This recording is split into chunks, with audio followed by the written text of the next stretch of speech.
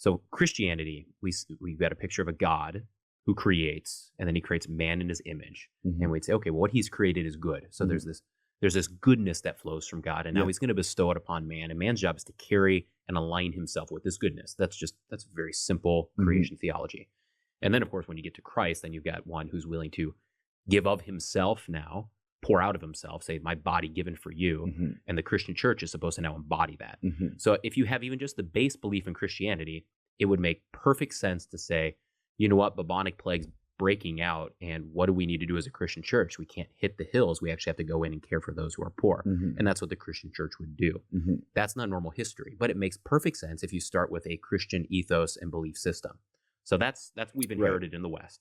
Then if you take that versus, I think you talk about the Vikings in the book, right? Mhm. And so if you look at their gods, they don't have a creation story like that. Their creation story has to do with two gods fighting, and one god is victorious and then makes the world out of the flesh of this, like, destroyed god, and humanity is kind of like an offspawn of this. Mhm. And that their gods are going to at some point participate in this grand bloody battle that's Mhm. going to be the end of the world, and then there's going to be some kind of rebirth. Right. And your role is to become as great of a warrior and as brutal as possible, so that when you die, you'll die with honor, and then you'll be able to participate in the afterlife in kind of this frat party / ongoing battle, right? This great, whatever that, I forget the name of Ragnarok.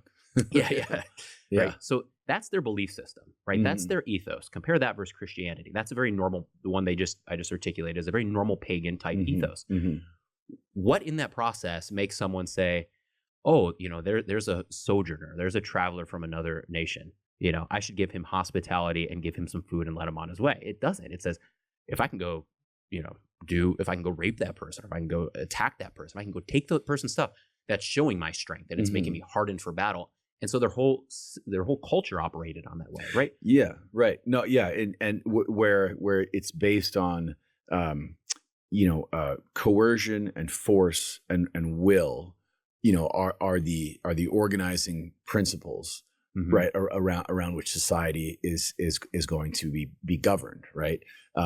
So you're absolutely right, and it's a pattern. It's a striking pattern that you see over and over again. It doesn't matter how far back you go in time, or how far forward you carry it into time.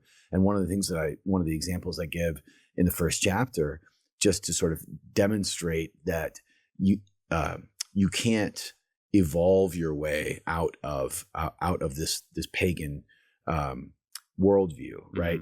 The passage of time alone doesn't make it go away. Modernity doesn't necessarily destroy it either. There was a group of people, a nation in 19th century Africa along the Ivory Coast called the Kingdom of Benin, and it was destroyed by or conquered by the British Empire in the 1890s after a contingent of British representatives and soldiers were massacred. But the Kingdom of Benin engaged in human sacrifice on an absolutely sort of Carthaginian scale relative to their size, right? Human sacrifice and cannibalism were at the center of their sort of religious and communal life, right? And this sort of like came out, once the massacre was discovered. The British Crown sent a contingent of soldiers to go in and do a punitive expedition, and recover the bodies and all that stuff. And in the process of that battle, the people of Benin, the king of Benin, just enacted this like holocaust of human sacrifice in hopes of warding off the approaching British column. Right? It was an appeal to their gods that if they just sacrificed enough people, then they would be spared, and their gods would intervene and save them, right? But this happened at the end of the 19th century. The Kingdom of Benin had been in contact with other colonial powers besides the British. Like it wasn't like a lost tribe or anything. In fact, the reason that the initial British expedition approached the Kingdom of Benin was to establish like a trade relationship. These were a known people, but their encounter with modernity is not what overthrew their paganism. In the end, their paganism was wiped out by force by the British Army, and this pattern is also repeated over and over. That it is and why did the British wipe them out? Because once they saw what it was, once they saw what this people were, what they were engaged in, this level of human sacrifice.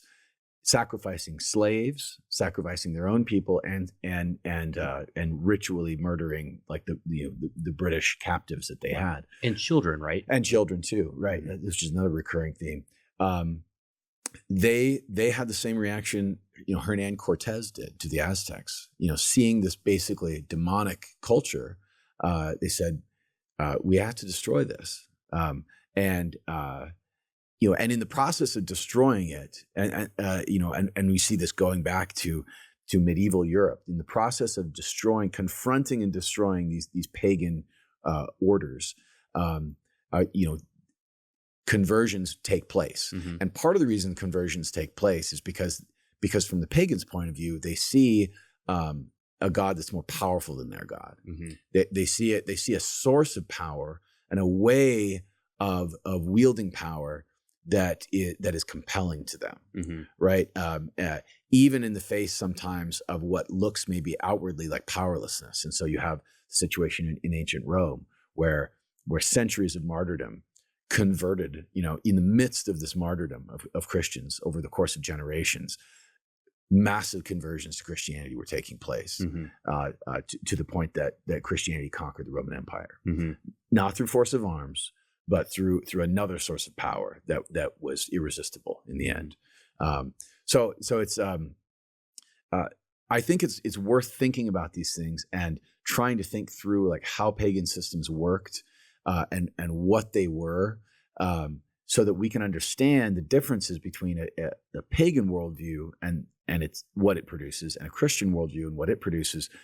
As we move into this post-Christian era, we need to be prepared for the fact that these sort of atrocities and this brutality and this coercion that was a hallmark of the pagan world of the past is going to come back. It's not going to come back in the same form. I'm not saying we're going to have temples to Zeus and Apollo cropping up in Times Square.